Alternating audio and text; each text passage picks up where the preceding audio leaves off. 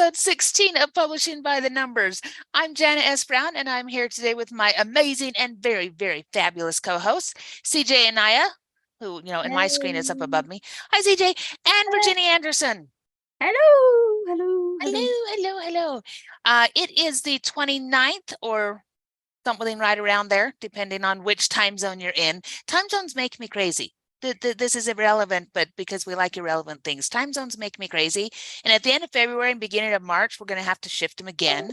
And I'm just getting accustomed to the shifting we just did in the fall. Yep. So anyway, I just want to make it public that I am protesting the whole time zone shift. Anyway, this is episode 16. And today, this is the last week in January. And as we were kind of looking through things we've talked about in January, one of the things that we have not talked about is goal setting. And since that's such a big thing, we thought maybe we should do that. And goal setting is not only about looking forward and saying, what are we going to change and what are we going to do this year, but also about looking backwards to things that we've done, things that have worked, things that might not have worked. And a really good example of this for those who are really, really astute listeners is we've changed our opening. So we went from something that was a little bit more, what shall we call it, demure. It was demure and it was lovely and all of those things. Elegant, formal, classy. It was certainly classy. It was very classy, and our listeners informed us that it was a complete and utter mismatch with our personalities, which are a lot more upbeat, and we are occasionally classy, but mostly we are here to educate and entertain, and not necessarily in that order.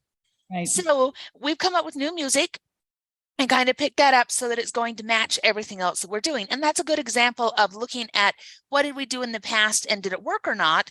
And in this case, we were finding it's not working. So we made a change. We pivoted quickly. We have a new one together. We all love it. So there's some good examples. So ladies, Virginia, let's keep this mostly, I think mostly with our publishing goals, but how did your 2022 go? Did you reach the things that you wanted to? Are you looking at things that are going to have to change coming up? Let us have it. All right, so let's bring out the bad news first, and then we're going to do the good thing stuff. So the bad news is I think 2022 has not been as creative as I would have hoped. I had all those major plans in terms of adding new books to existing series, creating new book series, and I got them started. The first half of the 2022 was pretty good. By June, I was like, yeah, okay, we're kind of on track. And then it just went a little bit pear-shaped from there. I think I got a bit caught into the maybe the mechanics of things rather than the dynamics of things. So more on how to rather than why I do some of the things I did in 2022. One of the things that I really want to change for 2023 is how I'm using my time and what is important to me. And I get it, like when we get requests, when we get things, demand and or things like that, the first reaction is, I'm going to go in and get that things done. But then we don't, and I think that's really what happened in 2022 is I didn't really look at why I've did some of those things and why those things became a priority for me rather than the things that were supposed to be my priorities. So I think my whys were misaligned with my daily tasks. And this is something that I really want to change for 2023 is to be, I guess, more intentional in doing what I'm doing. So we all, diverge more or less from our goals. So I listened to this statistics that says that by January 16, most of the people already failed on their goals. So one of the goals is lose weight, right? Every year, we have this, like, we need to be more healthy, more fit, eating more healthy, and to lose some weight, because it's not just it's not just being vain like I am, but it's also, there's also has reasons to lose weight. Sometimes because it's just, by January 16th, I think they're saying in Australia, 67% of people already failed on their goal. And this is, we're going to talk about probably goal setting a little bit later on, but I think that's where it's misaligned. The reason why you do something and what you actually do. So when there's a misalignment between the two, that's where you don't meet your goals. So I think my 2023, I wanted to be much more creative, much more content creation, and less of the mechanics, like how do I use this new platform? How do I use those new AI technology? How can I get more shortcuts? No, I don't want shortcuts. I want quality, things that I'm really proud of and that I enjoy doing. So being creative, and finish actually those books that I started in 2022, and be proud with what I created in, 2023. So that's kind of the goal. So I don't want to go into the specifics because you know how I can get really anal with my, trimester goals, month goals, weekly goals, daily goals. But I'm not going to go into I'm not going to go into the how I do those things, but I want to more focus on the reason why I do those things. So that's me. What about you? Coolness. Yeah, Let's go to CJ. Oh man, I would call 2022 the year of survival. So it wasn't the year of thriving in any way, shape or form, which is okay because I've had ups and downs in different years where one year I published 4 books and another year I only published 1.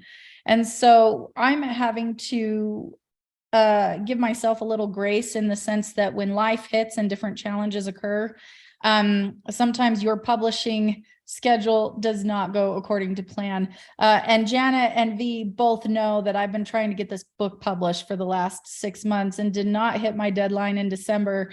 And I was like, now what? Womp womp. And so now the book that was going to be published in 2022 is going to be published in February, which it will, yay, because I've been able to stick to a writing schedule, whereas before I was not. But something that I have found is a lot of people, it's not a matter of setting goals. It's about going back to what you originally planned on doing, because I really did have a good writing schedule before all of the crap hit the fan. Life happens, trauma happens, your brain kind of rewires itself to deal with what's happening in life.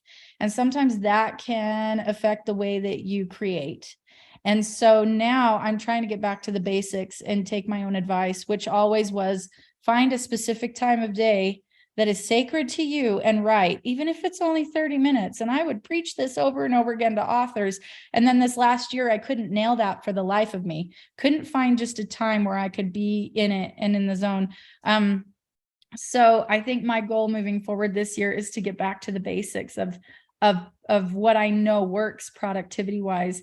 And that's to write in the morning for me and to not get sidetracked by all the other things that I have to do during the day. Because if I say to myself, okay, I'm just going to get this done first and then I'll write later, I will not write later. My brain is dead by the end of the day. It's too, clouded by all sorts of other things. So I would have to say that last year was learning from my mistakes. I was in survival mode. But this year, moving forward, just learning from that, I think we can all recognize that sometimes we digress in this process of publishing and we forget the things that we learned and we forget the things that helped us. And then we need to reassess and go, okay, it's time to get back on that wagon of productivity that I know actually works. What I know works, let's implement it again and get back into those good habits because we let those bad habits slide in when we shouldn't. So my goal, it's a very simple goal. It's to publish this ding dang book in February. Thank you. And it's to write in the mornings and to really stick to that, even if it's 30 minutes, and to be proud of that. And if I happen to be able to publish another book next year because I'm sticking to that goal of writing in the morning, then I'm going to be a happy camper. So I've made some simple goals, but I think they're achievable. What about you, Jana? Hey, marvelous. Oh, goodness. So, for just a second, I'm going to talk about Enneagram types. And this is one of those things that it's like there's the Briggs-Meyer test, all these different personality tests that tell you something about you. And I like the Enneagrams. And I am a type 2 with a 3 wing, which means I am a helper and a hostess. I want to help everybody, and I love having people into my environment where I can take care of them and I can feed them food and I can do all those kinds of things. And this is a thing that is both really, really positive. It makes me a great coach and things like that. But it's also something that every now and again, I completely and utterly lose control of. And that happened to me in 2022. So 2022 was the year of saying yes to way too many projects and to way too many people that I love dearly. And so I don't want to say no to them. But then it happened that I had 5 major editing projects all land on my desk in the same week, all with deadlines that I didn't create, but other people had. That meant they were all on top of each other. I missed my own publishing deadlines because I was fixing somebody else's publishing deadlines. And I just finally cleared the last one of those off my plate this morning. And it kind of ate up my entire 2022. And I had 2 pieces of my own that were supposed to come out. And neither did because I was being helpful.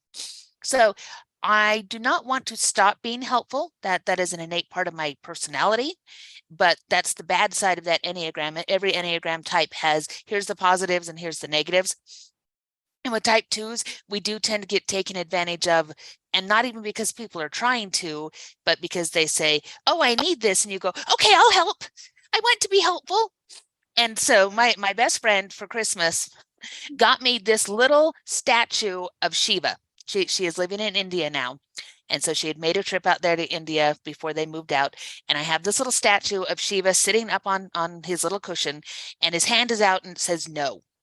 And this is my thing for the year, as Shiva says no. So that way I don't have to tell people no, but I can just hold up the statue and say, I'm sorry, but Shiva says no. So my biggest goal for this year is for the stuff that isn't my publishing, I am going to stick to my schedule better. And I'm going to get better telling people, yes, I would love to help you. However, the calendar says that you can't have it until this point. So if your deadline can swing, great, I can help. If your deadline can't swing, it's not happening, because I need to stop changing my deadlines and goals in order to help other people hit theirs. And that is not unkind. These are the other things that type 2s have to tell themselves. That is not being unkind. That is not being not a good friend, not a good writing partner, whatever. But it's guarding some of my time so that I can also hit my goals. And so I have 2 book series that need a new entry and 2 that need to be completed so that I can have the series completely done. So all my goals revolve around protecting my time, still being a good friend, but making time that I can finish those things off, because then it will enhance what I can do with my marketing. So there's my very complex, Shiva says no. I can only be helpful sometimes. So cat right now, by the way, I'm going to say that all the time, Jana. Oh yeah, it's great. It's great when you can totally blame your saying no on an elder god. You know, if Shiva says no, who's going to fight with that? No really? one. Shiva's the god of destruction. Who is going to tell the god of destruction? Well, no, see, Shiva says no. Yeah, the buck So, stops there. I have this thing that if it's not 100% yeah, then it's a no, right? So just blurb that part. Yeah, I was going to say that's going to have to get. but seriously, because you want to be in control of your own agenda. If you're saying too many yeses, that means that someone else is in control of your agenda, and it's really not about being selfish. It's, if you don't help yourself, it's like in the airplane. They ask you to put the mask on yourself first before you can help others, because otherwise you pass out and you are actually going to become a burden for others. So put the mask on yourself first, the mask. I Yeah, okay. All right. I'm not going to dive Not a into political you statement, know, just a not just the oxygen The air mask. mask, dang it. Yes, Yeah, yes. the oxygen mask. Put the oxygen mask on yourself first before you go and help others. Be in control of your time. And I want to do some shameless promotion for ED and for Elantum Digital. And this is a goal of mine and of ours is to bring ED to the next level. We want to give you more content. We want to get more engagement with you, from you.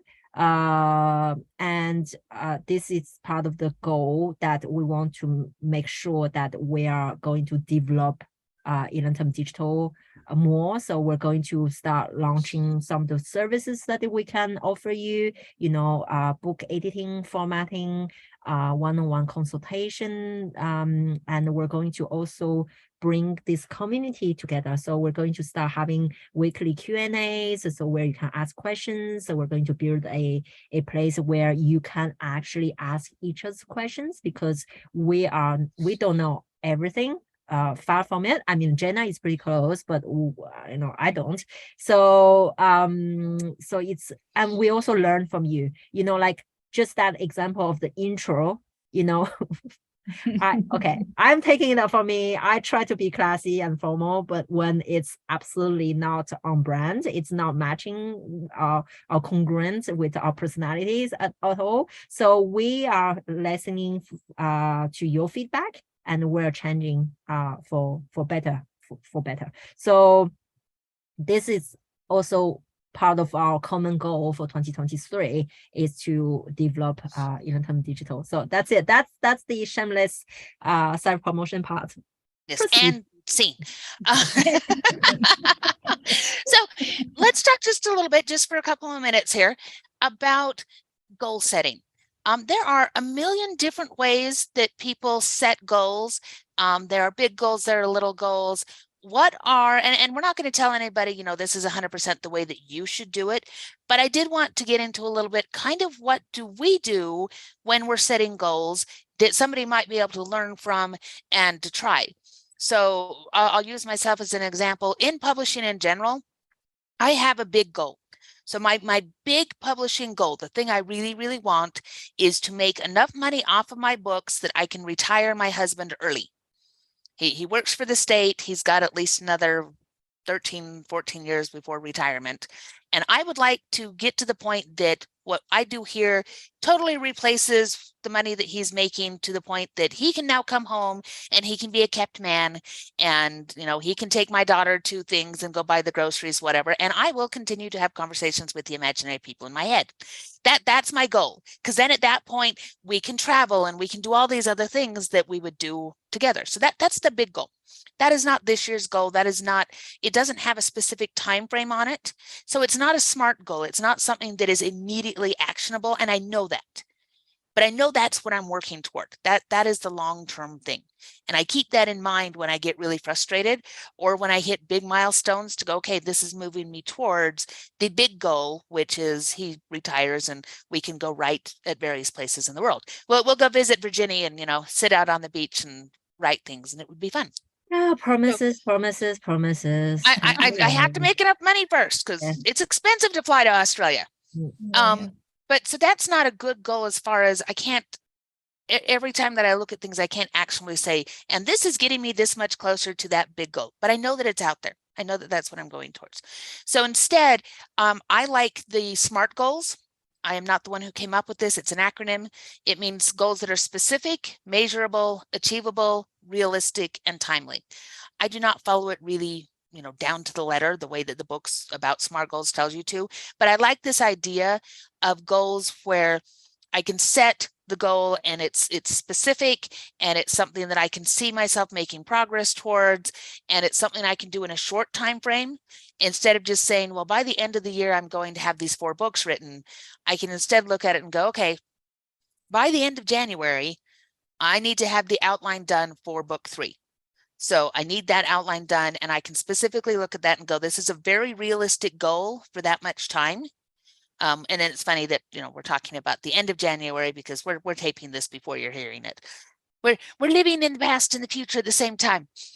But I know my schedule and I know the way I work. So to be able to say having that outline all done so I can start writing on the 1st of February, that's very, very doable. It's a very realistic goal for me. It's something I can measure because I know whether the outline's done or not. And it's timely because that's the next book I'm going to work on. So I like that. And then once that's done, then I can start building, I try to build little goals as I go and then figure out where they fit into the bigger picture. So that's how I do it. And then I write those things down. And so I have spreadsheets that say, what is it I'm working on? Well, this is what I'm working on, and this is when I want it done. I can't get as specific as a certain word count every day, because when I get that specific, I make myself crazy. Because if I say, I'm going to write 2,000 words every day, and then I miss it and I only write 1,800, then I get down on myself and I put myself into a spin where I'm not going to hit it the next day either, or the next day after that, and maybe not the entire week. And then I'm going to go eat cookies and I'm going to come up with all the things I can do to avoid working on my publishing at all. So I have to make some flex in my goals there that also say progress is my number one thing. And so to say, write every day towards this goal of hitting the halfway point in this book by the end of the month, that works for me versus saying X number of words come hail or high water. So there's some ideas. That's kind of how I make it work to keep myself from being crazy, but yet to have goals that are specific enough that I can actually get to them. So let's see. Virginia, you went first last time. CJ, I love this. I see these. I see us in a 3-person view. This is why I point, because I talk with my hands and this is where they are in my screen. It has nothing to do with what you're seeing on YouTube. I'm just leading the music in my head. CJ, please save me for myself. Okay. Well, I find as much as I encourage and love to help people and give people tons of advice and information, I'll be the first person to admit that I'm consistent with mistakes in my own goal setting. There's a beautiful consistency in my lack of consistency. And so what I have found is that the key for me is not giving up on a goal because I so frequently miss the mark. I always have to remember that I have 4 kids, that if health issues arise, if homework comes up because teachers are giving them so much homework, it's madness. If there's, just so many things that come into play that really make it difficult for me to do that day what I needed to do, then rather than giving up, which I would so often do when it came to trying to create and build good habits, I would tell myself, tomorrow I'm going to hit that. Tomorrow I'm going to be able to do that, even if it's just for a little bit. And so for me, when it comes to goal setting, it is very specific and measurable. And I'm very much like you, Janet, in the sense that I cannot do word count. That screws with my brain. I just do a time frame. If I can write for 30 minutes to an hour, maybe 2, and not stop writing until I do that, then it doesn't matter what the word count was, because sometimes it flows and sometimes it doesn't. Sometimes you sit there agonizing over 500 words for 40 minutes and you want to just kill yourself because your brain is not functioning the way it should. And so it's just really more about the types of goals that are not going to drive me crazy. And then very small, specific, achievable goals that if I do miss it, I tell myself, okay, tomorrow I'm going to be able to hit it again. Because I think the biggest thing that always stops me when it comes to goals is that feeling of I failed. And I don't want to do that to myself. I don't want others to do that to themselves. And so if you can just look at every day as a new day and a new opportunity to achieve what you attempted previously, even if it's small, then that's how you slowly create all of those good habits. Because the first thing I ever truly finished in my life that I could be proud of was a book. And it took a long time coming because I was trying so hard to create these goals that were absolutely impossible for me to achieve, especially as a first-time writer. But the fact that I finished it was enormous for me because I was very much the type of person who, quit piano, quit gymnastics, quit all of these things that I did not follow through with. And this was the one thing that I did, and so I learned from that it was more about the challenge for me was not giving up on any little goal, even if I had a bad day and didn't make it. So perseverance, guys, it is about productivity to some extent, but if you don't persevere through it all, if you don't continually try every day, then yeah, you will not get too far in those goals. So I think for me, goal setting is all about continuing to set them and being okay when I don't make them every day. So yeah. What about you, V? All right. This is a topic that I love because this is why you had to go last, because you're so concise about these things. That's right. Yeah. So let me showcase my concisiveness. So I hope you're ready. Take a toilet break, people, because it's going to here it comes. Toilet, here it comes. So setting goals is what gives me a sense of control, because I can plan. I'm a planner, right? Like I love to plan everything. I used to say, and I still say, if it's not in my calendar, it's not happening. So if you look at my calendar, it looks extremely busy to you, but it's not, because it's like I plan what time I get up. From, let's say I get up 5:30 to 5:45. This is my time to do some really quick journaling or really quick stretching, and then off I go, breakfast, shower and getting ready, blah, blah, blah. So this is all in my calendar. So if it's not in my calendar, it's not happening. So even when I sleep, it's in my freaking calendar. And it is a reminder for myself that it's time that you need to go to sleep now. Habits are built on repetition. It's this how, I think someone said that it takes 66 days to build a habit. It's really by repeating every day the same thing that you get there. And it's the same thing in everything you do. You're not going to be good the first time.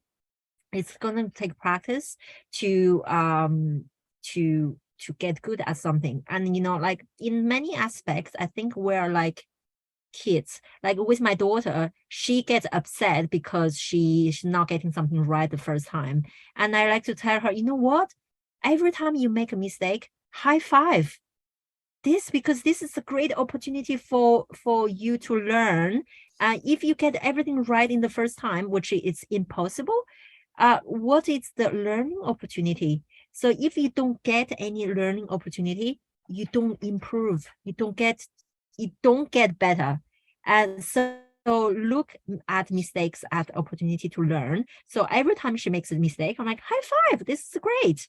Let's, and then when she gets it right, it's double high five. So just there's a bit difference. So the way how I like to do things, so like, as you know, I'm anal. I like to plan, organize every hour. So what is really important in goal setting, and this is what we did at the beginning of this episode, is you need to be accountable to yourself. You need to review what you've done.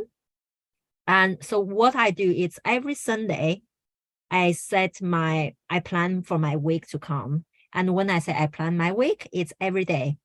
From the time I get up to the time I go to bed, what do I do? Every single hour, every single minute, it's accounted for. And at the end of each day, I'm going to review my day. And I like to use what is called the 1-3-5 list. And that's one big thing, 3 medium things, and 5 little things that I want to achieve in a day. So at the end of the day, I'm going to review. This is the accountability part. And I'm going to, self-congratulations, people. Remember, I'm really good at it. So I'm going to review my day. I'm like, oh, well, you know what? Well done. 9 things. You've done 9. You've achieved 9 things. But if I didn't achieve something, it's okay. It's not a failure. FAIL stands for first attempt in learning. So, and what did I say about learning? Great opportunity to improve ourselves. So there's no like, oh, you're a loser. Look, you didn't achieve anything that you set yourself to do. No, I just, I'm learning. It's not failing, I'm learning. And then, so it's really reframing yourself in, there's no such thing as failures. We're all trying to do our best, but we also need to be really, really honest with ourselves when we are not doing our best. If I spend the day binge watching something on Netflix, I need to be okay with it. And it's okay, you know what? It happens to all of us. Today, I just didn't feel like doing anything, and it's not okay. I'm not a loser. Tomorrow, I will do better. But you need to have that dialogue with yourself and take ownership, take responsibility, and then you are in control of your life. You're in charge. It's not someone else. It's not, oh, he didn't tell me this. I didn't know about that. I purchased this program and they didn't tell me about this. It's about being resourceful, how to get information that you need to get where you want to go, and set clear, like SMART goal, not smart as, you know, intelligent goals, but like Eugenia said, just small, measurable, achievable, timely. So I do on Sunday, I plan for my week, and then every day I'm going to review what I've done right, what I didn't achieve, and this is how I can, you know, keep things on track. So I'm going to stop. It wasn't too bad, was it? You did great. You did great. That was lovely. Okay. So I think the last point, and I'll circle to this and then see if anybody wants to add to it, but we've already kind of touched on it. And that is, as you're creating your goals, as you're creating your lists, you do need to give yourselves the ability to pivot when life happens. To quote Ross from Friends, pivot, because it happens to all of us. I mean, I think through last year, and a lot of the failure points were things that I had zero control over. It was, what do you mean my niece is in the hospital? What do you mean my own daughter's in the hospital? What do you mean somebody's sick? It's these things happen and you can't see them coming, you can't control them. So excuse me, you have to be able to pivot when things happen. And there's an absolute importance that part of your goals and part of what you schedule in there, however you do it, is time for self-care and for self-awareness, because burnout is such a real thing in the publishing industry, because we think we have to do everything and we have to do it all now, and we have to create more and more content to feed the mill that is Amazon. And there are truths to that as far as being successful, but at the same time, if you make yourself crazy and you suddenly can't produce for 5 years because you have burned your brain out, then have you achieved anything really? So remembering to look at it that way, and that sometimes that binge day of I'm going to put my feet up and I'm going to watch this show and I'll be absorbing story ideas from it in a very relaxing way, that is self-care, and that is taking care of your creative brain. Because if creative brain doesn't get fed and doesn't get taken care of, it will no longer produce. So all of that should be part of this planning, is taking care of yourself and being aware when you need a little bit more me time versus I'm going to keep pounding my head at this process or this marketing thing or whatever. Anything you want to add, ladies? Yes. And I'm saying this not to point fingers at anyone but myself, because I'm a truly horrific offender of this. It took me a long time to learn that it was not selfish to take care of my health problems. It is not selfish to take care of your health problems. Okay. Because a lot of folks consider writer's block just an interesting, weird state of mind, and they poo-poo it and all of those things. But there really is a very difficult ability to reach that creative brain, to even have access to it when your health is on the fritz. And when you're constantly taking care of other people and you're putting your health on the back burner, you're also putting your creative brain on the back burner. So it's really important that you value yourself and your health enough to not only be able to be well enough to access that creative brain, but just to be well enough to take care of others. It goes back to that oxygen mask that V talked about. So for me, I finally had to go to a doctor and really figure out what was going on with my thyroid, because I put that off for too long, way too many years, and was in a constant state of brain fog. And that brain fog will kill your creativity every time. So, you know, it's really amazing what you can achieve when you feel better. And so please, I think just that alone, the whole self-care on that one is so important. Do some jumping jacks. We can get down to the finer points of that, where during the day, you really ought to take 10 to 15 minutes in between sessions of writing or sitting down. If you've got a job where you're at a laptop all day long, like we are, set an alarm on your phone. And I kid you not, just 10 minutes of jumping around, exercise in between sitting down and working. You will be really surprised at how much that helps you. Just that alone, to get rid of tension, headaches, and things like that if you're on your computer all day. And then you'll find that you've got a little bit more creative juices for what you want to do with your goals moving forward. But it's just a matter of planning, prioritizing, setting little alarms, and taking care of yourself. Okay, so I think first thing is we intentionally didn't mention many apps. There's a lot of apps that you can use to improve your productivity, to to get you more organized. We intentionally didn't mention them because, like Jenna mentioned last time, it can then become a distraction.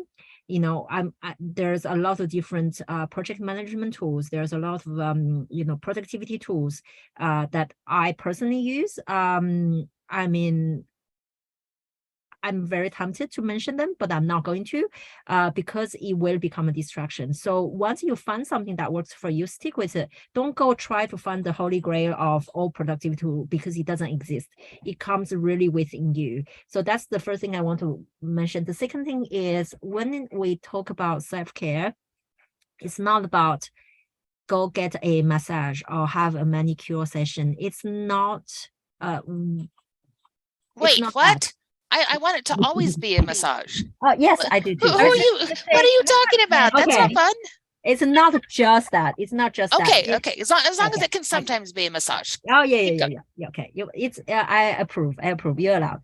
Now what I'm saying is, for me, for example, I found the self-care is really about removing what's toxic to me as much as I can. So, and I'm, I like to do things in a more radical way. So people who are toxic to me, I cut them off my life. I don't do things like halfway, like I'm going to mute them. I just cut. I love to cut. And also situations in which it's going to trigger you in a certain way. Remove yourself from that situation. So I know there's social media. It's really funny place. It's really useful from a business point of view. That's why we use social media. We engage, we build our community. We can reach to you guys, but it can also be really harmful. The constant scrolling, it's really not healthy. And then in no time, suddenly you're like, it's 2 a.m. What did I do? Nothing. And also this constant comparison with others, it's really bad for your mental health. Like you see, oh, she's again on the tropical beach and doing those wearing linens and with the perfect makeup that doesn't look like a makeup, hair perfectly done, and you're like, okay, I'm in my pajamas that has a hole in there, and my hair, I haven't washed my hair for the past 4 days, and you feel like, oh, I'm such a loser, right? And so just be really mindful when you go on social media and remove yourself from situations that are triggering to you. This is self-care. Know yourself and remove yourself from the toxic situation. Yeah, so just be more intentional. I think I mentioned this word at the beginning. Be more intentional. If you're going on social media, why are you going on social media? And you have to set some boundaries. This is the other word. Boundaries is so important. If you don't set in boundaries, you're letting others taking charge of your own agenda. And you don't want that. So boundaries, intentions, and just remove toxic relationship and people and situations from your life as much as you can. So self-care. All right, fantastic. So hopefully this has been helpful to folks. It's not as, focused on some of the, techniques and mechanical things and genres and whatever that we often talk about, and we'll talk more about those. But I do think sometimes it's really important just to touch in with you as people and to remind you that you're really, really important, and that your wellness is what makes it so that you can continue to produce and to be a good publisher and to be successful in all the ways you want to be successful. So that said, I think we have come to our very favorite, drum roll please, moment of irrelevancy. And let's see, what have I done? You start, Jenna. You start. Okay, I have to start. So let's see. The irrelevant thing that I am doing, and this is actually a pretty good self-care thing too, is I found out that my uncle has connected to a bunch of the local hospitals and came up with a list of what they need as far as baby blankets and blankets for teenagers and all these things that are donations. And so one of the things I'm doing is self-care when I need time away from the computer. And it's really good for my creative brain because I can think while I'm doing this. Is I am going through my stash. My fabric stash it's a thing. It's immense and immortal. It's great. But it's also grown beyond where it should be. So I am culling the herd, and I am turning all of this extra fabric into these little blankies so that they can go to the local hospitals. And that is a thing that I am doing, again, when I need a break, when I cannot stare at the machine anymore. And then my brain, just as I'm sewing along, will come up and say, here is the solution to the thing that you were thinking about, or here's a brand new idea that you should write about next week. And it's like, okay, wait, you go away. But so I am irrelevantly sewing blankies and getting things ready for a big delivery to the hospital, and I'm really excited about it. So there I am. Go ahead, V, your turn. Oh, no, I don't want to, because it makes you sound so good. It makes me sound so trivial and so. No, go. No comparing. We just talked about no comparing. No comparing. Yeah, okay. I talked All about right. grasshoppers So, hitting windows. You're fine. I actually have two things that I want to mention. One, it's a recommendation, which it's a thing that I've started by myself since last week, but no one cares. But that's okay. I'm still going to give recommendations. So the first thing is dental chocolate. It's something that I found. So I'm sitting in Japan. So this is something that I saw on an ad in Japan. I thought for a moment that there's like a spelling mistake. It's not rare. So I thought it must be some spelling mistake. But actually no. Apparently there's the cacao thing really something that's really good for the teeth. And the cacao butter, it's really good coating to prevent decay tooth. I don't know, but I like the sound of it. And just a disclaimer, I'm not talking about the white chocolate or milk chocolate because it's full of sugar. I'm talking about the really dark chocolate. So you'll thank me later. Anyway, my second irrelevant thing is I went on to take a bullet for the team because that's who I am, team player. I finally went ahead to try the Japanese toilet with 17 buttons on the wall, and I'm going to record a video for that. That's it. All I have to say. Are you going to record it while using it? Because I feel like we may need to blur some areas in while that using it.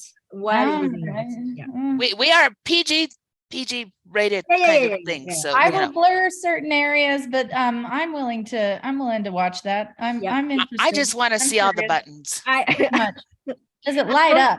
That's what I want to know. I'm going to put that not as an episode because people might think that it's one, irrelevant, two, what the and three, like just why. But what is this fascination about toilets? And I'm saying that once you try the Japanese toilet, you're not going back to anything else. So I get it now. I get it. So I'm going to record a video while using it, and then I'm going to put it in our Facebook page, guys. So if you're not following us on Facebook page, please, Facebook page, Elantum Digital, search for Elantum Digital, and you will find our Facebook page, and I'm going to put it in there. So that's it.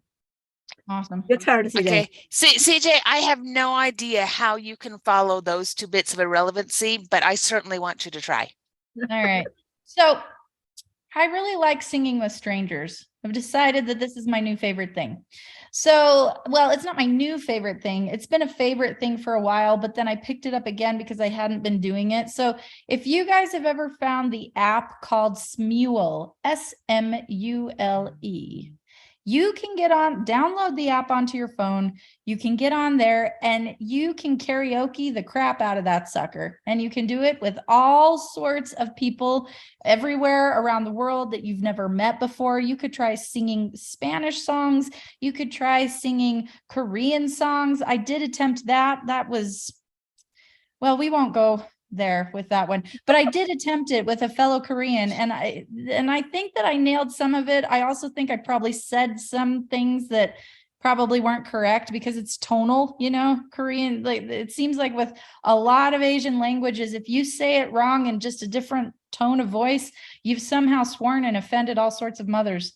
So, I'm sure that's what I did with that song, but it's so much fun and it's a great stress reliever. So if we're talking about like actually trying to solve a problem, put the problem away for a while and go sing karaoke with total strangers. You will just love your life so much more if you do.